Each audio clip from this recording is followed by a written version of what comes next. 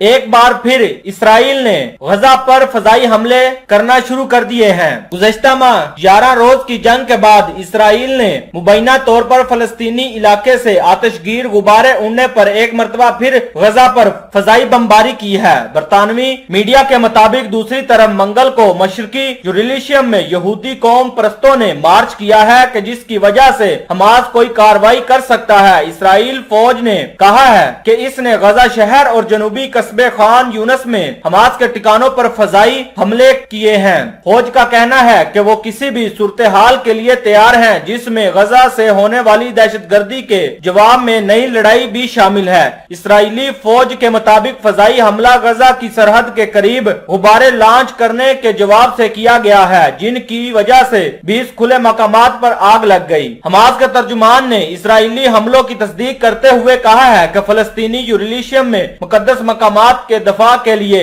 مزاحمت جاری رکھیں گے۔ اس حملے سے گھنٹوں پہلے اسرائیل کے جھنڈے اٹھائے ہوئے ہزاروں اسرائیلی یہودی مقدس دیوار کی طرف جانے سے قبل یروشلم شہر کے دمشق گیٹ پر اکٹھے ہوئے۔ اسرائیل نے سن 1967 کی جنگ میں مشرقی یروشلم پر قبضہ کر لیا تھا اور اب وہ پورے شہر کو اپنا دارالحکومت سمجھتا ہے جسے دنیا نے تسلیم نہیں کیا ہے۔ فلسطینی مشرقی یروشلم کو مستقبل میں فلسطینی ریاست کا دارالحکومت بنانا چاہتے ہیں جس میں مغربی کنارہ اور غزہ بھی شامل ہے۔ منگل کو ہونے والے مارچ کے پیش نظر اسرائیل نے حماس کی طرف کئی راکٹ حملوں کی وجہ سے اپنے آئرن ڈوم کو تیار رکھا، تاہم مارچ کرنے والے لوگ رات کو منتشر ہو گئے۔ یہ مارچ یروشلم ڈے کے موقع پر 10 مئی کو منانا تھا جسے اسرائیلی مشرقی یروشلم پر قبضے کی خوشی میں مناتے ہیں۔